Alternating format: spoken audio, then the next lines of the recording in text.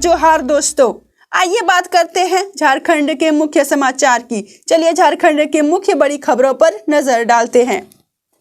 सबसे पहले बात करते हैं सावित्रीबाई फुले किशोरी समृद्धि योजना की। झारखंड सरकार की इस योजना के तहत अब तक 104.65 करोड़ रुपए का भुगतान 2.78 लाख से अधिक बालिकाओं को किया जा चुका है। इस योजना का उद्देश्य सरकारी स्कूलों में पढ़ने वाली पात्र किशोरियों को आर्थिक सहायता देना है ताकि वो अपनी पढ़ाई जारी रख सके और ड्रॉप आउट ना हो।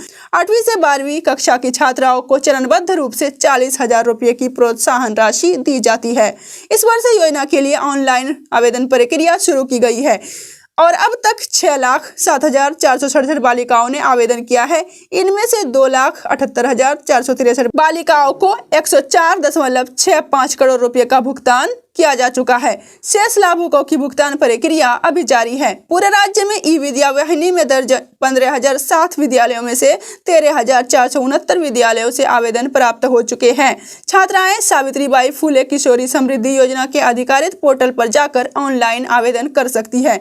आवेदन के लिए आधार कार्ड, स्कूली विवरण, बैंक खाता और मोबाइल नंबर जरूरी है। आवेदन के फॉर्म का सत्यापन विद्यालय के प्रधानाध्यापक द्वारा किया जाता है। किसी भी सहायता के लिए छात्राएं जिला शिक्षा पदाधिकारी, जिला समाज कल्याण पदाधिकारी, CDPO या अपने स्कूल से संपर्क कर सकती है। अब आते हैं स्वास्थ्य क्षेत्र की बड़ी खबर पर। मुख्यमंत्री हेमंत सोरेन ने राज्य में चिकित्सा, शिक्षा और स्वास्थ्य सुविधाओं को मजबूत करने के लिए 20 नए मेडिकल कॉलेज खोलने का बड़ा ऐलान किया है। इससे राज्य में डॉक्टरों की कमी दूर होगी और ग्रामीण और दूर दराज इलाकों तक बेहतर इलाज पहुंचेगा।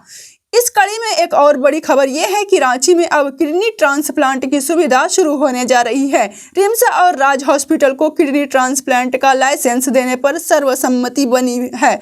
जल्द ही लाइसेंस जारी किया जाएगा जिससे राज्य के मरीजों को इलाज के लिए बाहर नहीं जाना पड़ेगा। आगे चलकर लीवर और हार्ट ट्रांसप्लांट की संभावनाओं पर भी काम किया जाएगा। स्वास्थ्य से जुड़ी एक दुखद खबर जमशेदपुर से सामने आई है। सेवानिवृत्त शिक्षिका अंजलि बोस के खाते में 25 लाख रुपए होने के बावजूद समय पर इलाज न मिलने से उनकी मौत हो गई। नॉमिनी न होने के कारण बैंक से राशि मिलने में देरी हुई। प्रशासनिक हस्तक्षेप के बाद पैसा मिला, लेकिन तब तक बहुत देर हो चुकी थी। इस घटना ने बैंकिंग सिस्टम की संवेदनहीनता पर गंभीर सवाल खड़े कर दिए हैं। अब बात करते हैं विदेश में फंसे मजदूरों की। नाइजर में 8 महीने तक किडनैप रहे झारखंड के 5 मजदूर सुरक्षित भारत लौट आए हैं। सभी मजदूर गिरिडीह जिले के रहने वाले हैं। उनकी स्वास्थ्य जांच और कानूनी प्रक्रिया पूरी की जा रही है और वे 14 जनवरी को अपने घर पहुंचेंगे। मुख्यमंत्री हेमंत सोरेन और विदेश मंत्रालय के प्रयासों से ये संभव हो सका है। अब एक अपराध और सनसनीखेज खबर देवघर से। जसीडीह थाना क्षेत्र के पंदन बेहरा गांव में एक कुएं से मां और बेटी की लाशें बरामद की गई है जो आपस में बंधी हुई थी। मायके पक्ष ने ससुराल वालों पर दहेज हत्या का आरोप लगाया है। पुलिस मामले की जांच कर रही है। अब एक दर्दनाक सड़क हादसे की खबर।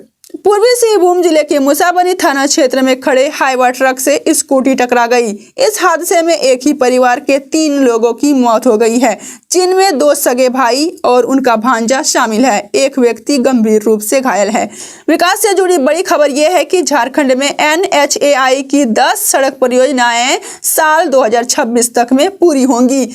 इसके अलावा वाराणसी, रांची, कोलकाता 6 लेन एक्सप्रेसवे पर जल्द काम शुरू होगा। इससे राज्य की कनेक्टिविटी और अर्थव्यवस्था को मजबूती मिलेगी।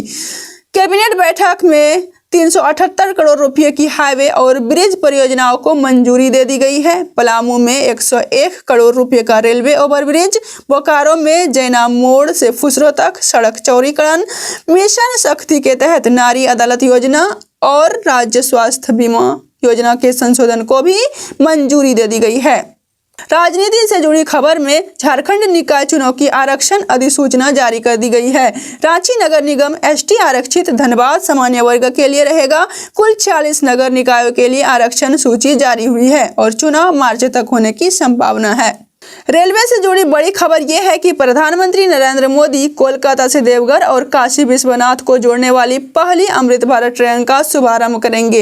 ये ट्रेन 17 जनवरी से सप्ताह में 3 दिन चलेगी और मधुपुर व जसीडीह में रुकेगी।